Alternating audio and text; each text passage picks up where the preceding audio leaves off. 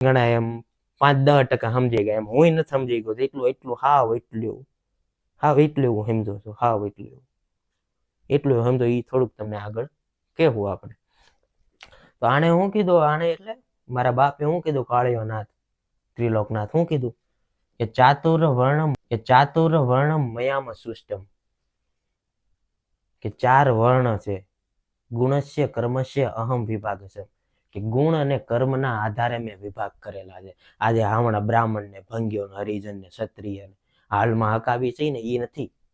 આણે કીધું છે શ્લોકમાં કે ચાતુર વર્ણમ મયામ સૃષ્ટમ ગુણસ્ય કર્મસ્ય અહમ વિભાગ છે. કયા ચાતુર વર્ણ કીધા એને? બ્રાહ્મણ, ક્ષત્રિય, વૈશ્ય, શૂદ્ર. બ્રાહ્મણ, ક્ષત્રિય, વૈશ્ય ને શૂદ્ર. બ્રાહ્મણ જે હાલમાં પંડિત બધા બ્રાહ્મણ કે બોલા બહુ મોભો વાળા થાય છે ને, આમ બહુ કે અમે કે બ્રાહ્મણ કે બ્રાહ્મણના ઘરે જન્મેલા. ઈ બ્રાહ્મણની વાત નથી કરતા.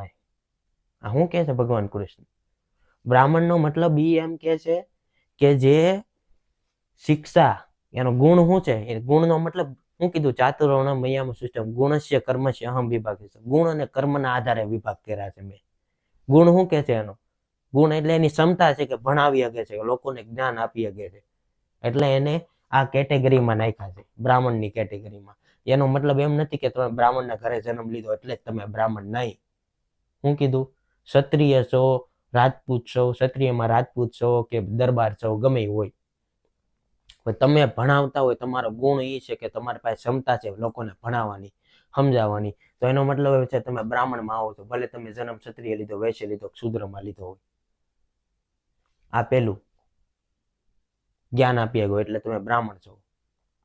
ક્ષત્રિયનો મતલબ શું થાય છે અહીંયા? શું કીધું ભગવાન? ક્ષત્રિય એટલે ઈ નહીં કે ક્ષત્રિય કુળમાં જન્મ લીધો એટલે તું ક્ષત્રિય, રાજપૂત છો એટલે તું રાજપૂત. નહીં.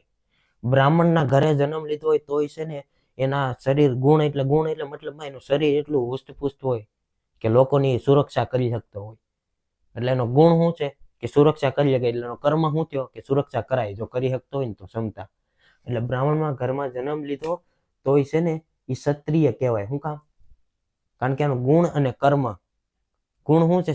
શરીર એવું હુષ્ટપુષ્ટ છે, એટલે શરીર એવું હુષ્ટપુષ્ટ છે એટલે હું કર્મ એ કરી શકે કે લોકોને સુરક્ષા આપી શકે. એટલે એ બ્રાહ્મણના ઘરમાં જન્મ લીધો તો ક્ષત્રિય કહેવાય. આ હતું. હું કે છે ક્ષત્રિય હોય કે પછી બ્રાહ્મણ હોય કે ગમે એને ઘરમાં જન્મ લીધો હોય. વૈશ્યનો મતલબ થાય વેપારી. હમણાં નથી કહેતા કે અમે તો પટેલ એટલે પૂરું, એમ ભૂકાટ કાઢ નાખી એમ પટેલ ખબર ન પડતી કે હું કીધું કેવા હું માગે છે. પટેલ જ તે કે અમે પટેલ. અમે હું કે 12મું ત્યાં ભણતો ત્યારે એક હતું વસ્તુ રાણા રીતે. હવે રાણા વાળી પેલા સમજ તો કર્યા હું કેવા માંગે છે.